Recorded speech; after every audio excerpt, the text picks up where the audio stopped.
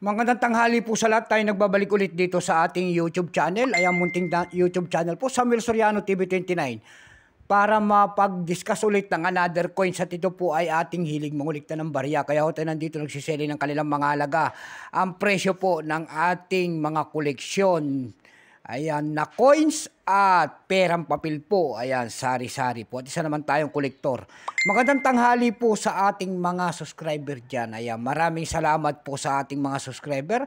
Maraming salamat din po sa sumusuporta dito sa aking YouTube channel, Munting Channel po. Thank you so much. Babatiin ko lang ang aking pinsan dyan na si Veronica Tulin po. Ayan, masantos na ugto, insan. Lalo-lalo na special shout out din ang ating ang aking mother diyan po sa Dumpay, Basista, Pangasinan po, si Milagros Soriano po. Ayan, ang aking mother po diyan sa Daragin po. Lahat po ng Soriano family po diyan. Ayan, mabuhay po kayo lahat. Babatiin ko rin ng special shout out ang aking uncle diyan po sa Samonte, Quezon, Isabela. Bernabe Binuya Pinto po at Bernal Bilin Pinto, Uncle Melchor po, Auntie Mercy po, ayan. Lahat po ng mga Ilocano dyan sa Samonte, Quezon, Isabela. Ayan po.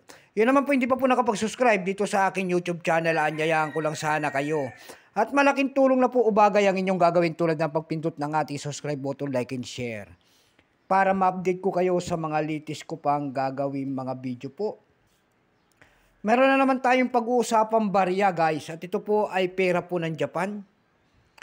50 yen po, pera po ng Japan. Baka mayroon kayong mga ganyan mga coins. Ay, willing tayong bilhin po. Ayan. Bultuhan po ang bilhin natin sa mga ganito mga world coins. Bago tayo magsimula sa ating talakyan, kilalanin mo muna natin siya para makita natin ang kanyang presyo. Issue po, Japan po. Period Showa 1926 hanggang 1988. Type nito standard circulation coins years. 42-63 Japanese calendar po yan. Dito sa atin, ito po ay year 1967 hanggang 1988. Value nito 50 yen, currency yen, 1871 up to date po. Composition niyan ay copper nickel. May bigat lamang 4 grams, may habang 21 mm. May kapal po naman itong 1.7 mm, hugis po round with a round hole. Orientation, middle alignment. Number N-1026. Reference number Y-81.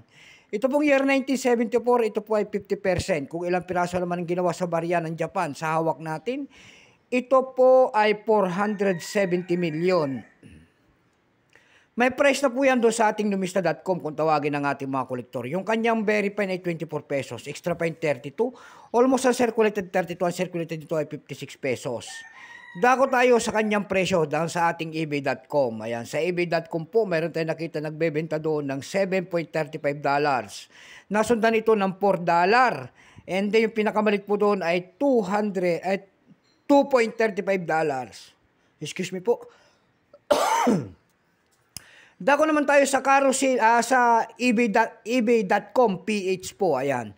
Doon sa ebay.com PH po, mayroon tayong nakita nagbebenta doon ng 332 pesos. Nasundan po ito ng 400 pesos.